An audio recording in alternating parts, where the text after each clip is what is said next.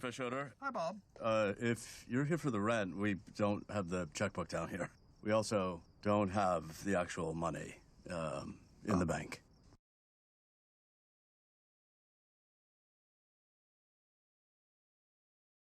Bob, it's okay. I was not here for that. I was just on my way to a brothelizer.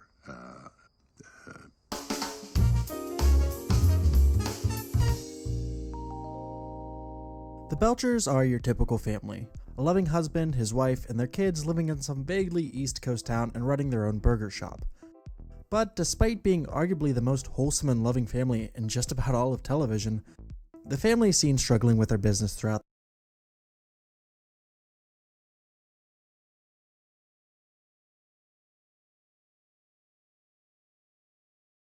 the entirety of the series. But are they really in such a dire financial situation where one wrong move could lead to some devastating results? Well, let's get into that and find out just how much Bob is actually worth. And of course, consider this your spoiler warning for a ton of Bob's Burgers, and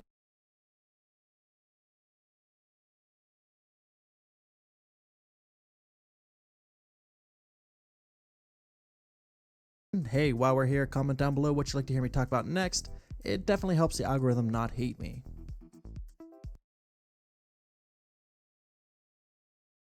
Before we get into Bob's history, let's talk about some meta stuff with the show as a whole.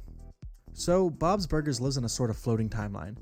We've talked about floating timelines on this channel before, so I'll try to keep the explanation brief. Basically, it means that time doesn't really move forward in the show alongside the time that passes in reality, or that 1 year in real life does not equal 1 year in the show. Despite us seeing multiple Thanksgiving episodes, the kids and the parents barely age. So we'll have to do some messing with the show's timeline to make it make as much sense as possible. The first time we hear any sort of age mention for Bob isn't until Season 5's episode, Father of the Bob. In this episode, we actually get a lot more backstory for Bob than we ever had before.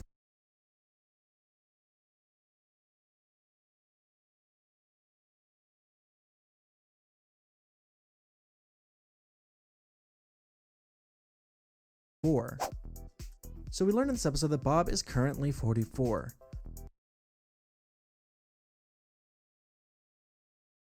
Up until this point, we haven't seen a birthday for Bob yet, so we'll go back 44 years from the start of the series, which means that Bob would have been born in 1967. His mother died sometime when he was younger, and he was primarily raised by his father, Big Bob, and worked with him at his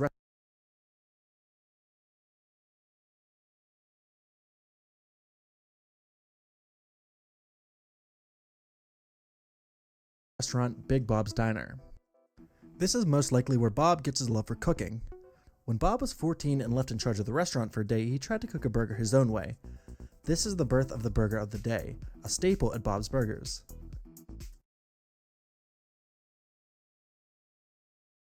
This leads to Bob and his father having a big fight that culminates in Bob quitting the restaurant 10 years later when Bob is 24. But before we get there, we have to assume that after turning 18 and working for his father full time, that Bob was likely getting paid.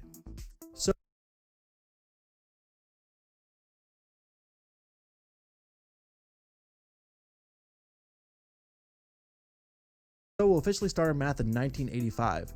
We'll have Bob making New Jersey's minimum wage for each year he is working there for his father.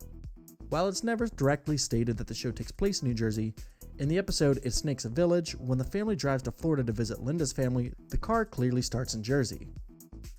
In 1985, New Jersey's minimum wage was $3.35 per hour. If Bob were working 40 hours a week, he would be making $6,968 per year before taxes. After taxes, he'd be left with $5,923. We don't know if Bob is still living with his father or not at the time, so we'll assume that he is as kind of a best case scenario. We'll take 20% of the $5,923, which is a little over than $1,184, and have him put that into a bank account where it'll gain an average of 2% interest. When Bob was 24 years old, he got into a big fight with his father and quit the restaurant. At this point, we'll have Bob move out as well and begin paying rent. We'll estimate that Bob likely had at least one roommate and was only paying $5,000 a year, which is the bulk of what he's actually making, considering that he is still likely only making minimum wage working in various restaurants. Around this time, Bob would meet Linda, who at the time was actually engaged to Hugo, the health inspector who hates Bob. The two of them would fall in love, marry, and open what would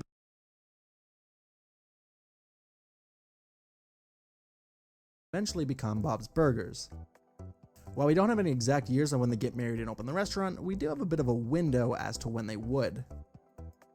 We know that Bob left his father's restaurant when he was 24, which would have been 1991 based on our running timeline. We also know that the restaurant is open sometime before Gene was born, which would be 2000. We learned this in the episode Father of the Bob.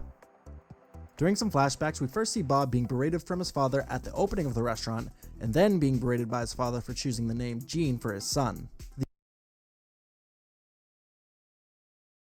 The order of these is very important. When showing flashbacks like this, they're typically done in chronological order.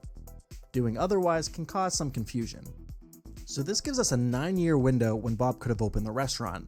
However, I think the restaurant would be open before Tina was born.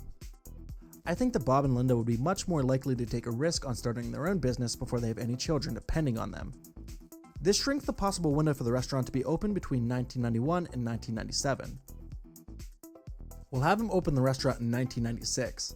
I think that it would be closer to Tina's birth because of how similar Bob looks during the restaurant's opening in Gene's birth. Now we can finally start talking about Bob's Burgers, the restaurant. I was able to find someone who did a bunch of the math for us, but I'll do a quick run through to explain it as best I can. The restaurant only has 4 booths and 10 stools at the counter. That means that the restaurant only seats a measly 26 customers.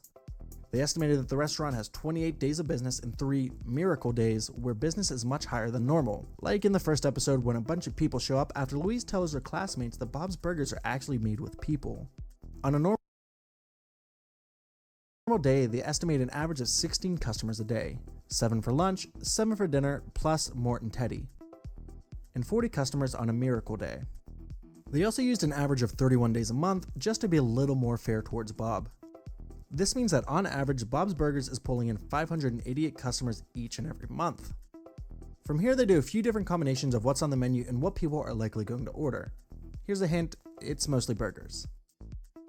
After this step, they have an estimate of Bob's Burgers making $5,146 every month. Let's go ahead and assume that a lot of people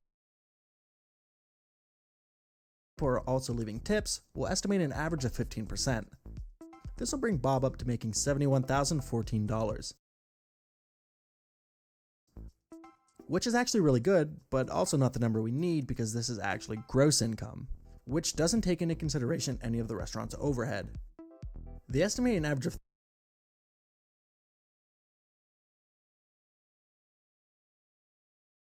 30% of the revenue is going to the cost of goods, and that the actual restaurant is costing 8%, which brings Bob's income each year to $44,029.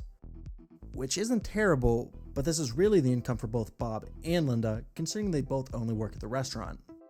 And while this does take into consideration the rent for the restaurant, I'm still going to be taking off what the rent likely is for the apartment above the restaurant as well, because even though it's in the same building, it could be rented out to someone else if the Belchers decided to live elsewhere. We'll estimate that he's spending around $20,000 per year on that apartment. So now we can go back, adjust all of these numbers for inflation, and start doing our math again until we reach 1998, when Tina, Bob and Linda's first daughter, is born.